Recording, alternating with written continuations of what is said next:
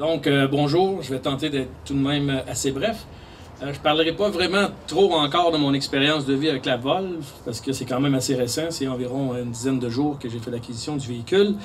Mais je parlerai plutôt de mon expérience de vie qui m'a amené surtout à l'achat peut-être de cette magnifique voiture. Simplement vous dire que environ un mois et demi, j'étais avec ma fille Amélie qui est ici, et qui me parlait beaucoup justement de la vie, parce qu'à 18 ans, bon, ben, elle prend conscience de toutes sortes de choses, et elle me challenge beaucoup par rapport, entre autres, du milieu des affaires. Je suis un homme d'affaires.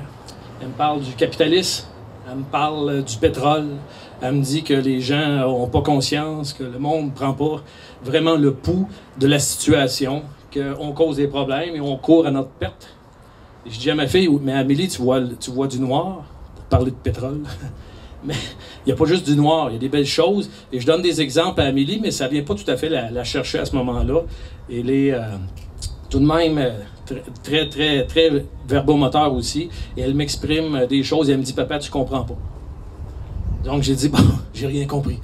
C'est bon, mais tu fais quand même probablement finir par faire des choses et prends conscience qu'alentour de toi, il se passe des choses et tu ne peux pas changer le monde dans un claquement de doigts. Par contre, ça se fait par des initiatives, ça se fait par des gestes qui amènent un fil conducteur, qui intéressent d'autres personnes et qui joignent à un moment donné un groupe pour faire en sorte que les choses changent. Et c'est ce que j'ai fait. J'en ai pas reparlé avec ma fille, sauf que et Sylvain Juteau est un ami à moi. On fait des projets ensemble depuis quand même quelques années. Et j'étais au courant que Sylvain avait fait l'acquisition quand même d'une Volt, qui avait créé son site web. Et on avait l'occasion dernièrement de se parler parce que j'avais des besoins en technologie. Et on a fait vite le lien sur la Volt. Et à ce moment-là, il m'en a vendu les mérites. J'ai essayé le véhicule, j'ai été agréablement surpris. Et j'ai dit à Sylvain le soir, il dit, Sylvain, il faut que tu me trouves une Volt. Parce que les Volts étaient quand même assez rares dans le marché. Et il dit, je travaille là-dessus. Puis il me connaît, il sait que je suis un gars d'énergie.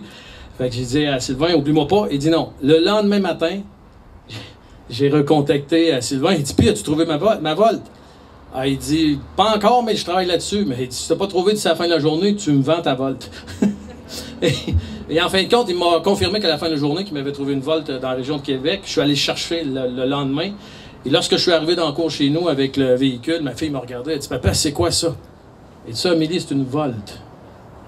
6 semaines passées, on s'est parlé. Je t'ai parlé de certains gestes, de certaines choses qui se produisent, qui sont intéressantes. Aujourd'hui, elle peut quand même palper le fait qu'une Volt amène quelque chose d'intéressant. Juste pour vous dire, j'ai quelques véhicules dans mon organisation, mais j'ai un gros VUS. Là. Mon VUS, je dois y mettre environ 800 à 1000 $ par mois de pétrole. C'est énorme. Et avec ma petite Volt, là, je suis capable de faire quand même beaucoup de millage sans même mettre une goutte d'essence.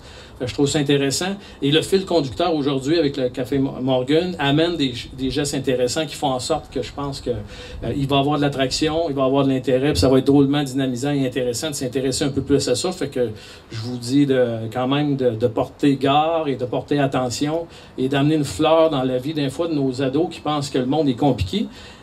Il l'est probablement, oui, mais il y a quand même on a quand même de l'avenir devant nous. On peut faire des choses intéressantes. Fait que je salue l'initiative ici de Café Morgan de se lancer dans ce beau projet. Merci.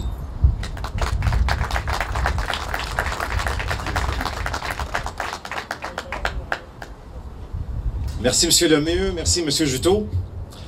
Donc, pour mettre fin à ce point de presse, on va vous rappeler que mettre de l'essence dans un véhicule, c'est une chose qui est assez commune. À l'époque, on était visionnaire lorsque dans notre village, on installait une station d'essence pour 10 véhicules. Le geste d'aujourd'hui en est un premier, justement, pour aller développer ce marché-là avec la bannière Puissance VET, avec les partenaires, partenaires tant technologiques, financiers qu'humains. Donc, c'est un premier geste concret aujourd'hui que nous faisons. Et c'est loin devant nous la migration du parc routier québécois vers l'électricité. Toutefois, on peut affirmer qu'ici au Québec, on a le talent et l'or bleu qui va faire un jour rouler le Québec à la puissance verte.